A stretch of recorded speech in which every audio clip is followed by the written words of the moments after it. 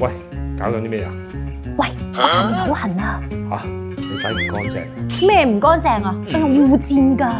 唔係喎，醫生話用護墊仲大鑊喎。吓？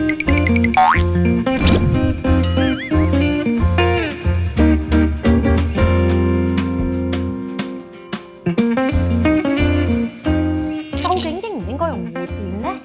咁假使你話因為啲經期拉尾未完，用護墊都應該嘅。咁但係如果用護墊as一個生活習慣呢，就確實唔建議啦。好多人會以為用護墊好似乾淨啲啊，勤啲換咪得咯。但係其實呢，護墊會令到下身嘅濕度增加啦，而且佢唔透氣，好適合細菌滋生嘅。另外呢，其實護墊都有化學物質嘅，佢啲化學物質呢可能會抑壓咗我哋嘅益菌啊，影響下面嘅酸鹼值呢，增加陰道炎嘅病發率嘅。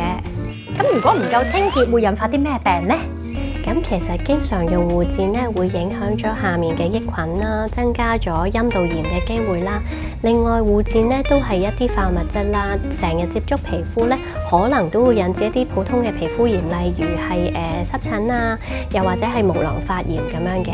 咁陰道炎咧，我哋可以劃分好多種㗎，最常見咧就係一啲真菌性嘅陰道炎啦，即係我哋成日講嘅鏈珠菌感染。咁另外一啲細菌性嘅陰道炎啦，另外咧其實性接觸傳染病啦，亦都可以導致陰道炎。最後啦，譬如一啲收經嘅女士，亦都會有啲萎縮性嘅陰道炎。咁其實係因為下面缺乏荷爾蒙，長期乾澀咁樣形成嘅。網上流傳話越洗越大鑊喎，係咪真㗎？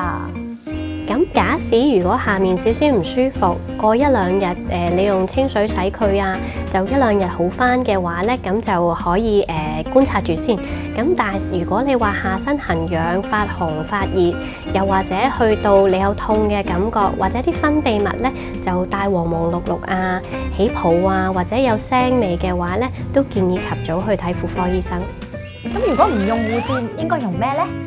咁有時有啲人戴護墊咧，係因為佢有啲分泌物，就唔想整污糟條內褲仔。咁但係其實我哋要明白到一個女士下身有分泌物係正常嘅。假如啲分泌物係透明啊、白色啊、淡黃色啊，都係一啲生理性嘅下身分泌嚟嘅，咁就唔需要用一啲護墊去醃住啦。咁假如有啲人真係覺得佢分泌物好多嘅，其實我哋寧願建議佢換褲仔好過長期咁樣攬住個護墊咯。咁市面上有啲女性清潔用品㗎嘛，咁應唔應該用啊？我哋會建議避免過多嘅沖洗咯。其實我哋下身咧有一個好好嘅保護膜，我諗我哋都聽過Lactobacillus 啦，一啲乳酸嘅桿菌，其實佢不嬲都喺我哋下面咧形成一個好好嘅保護膜去保護我哋。但係假如我哋過分清洗或者有一啲鹼性嘅洗護液咧，會破壞呢個保護膜，增加感染嘅機會嘅，亦都可以係一啲過敏性嘅陰道炎。如果大家都想知多啲醫學小知識，睇完片之後就一定要 like、share、comment 同 subscribe 我哋啊，撳埋個鐘仔，下次出片就會通知大家。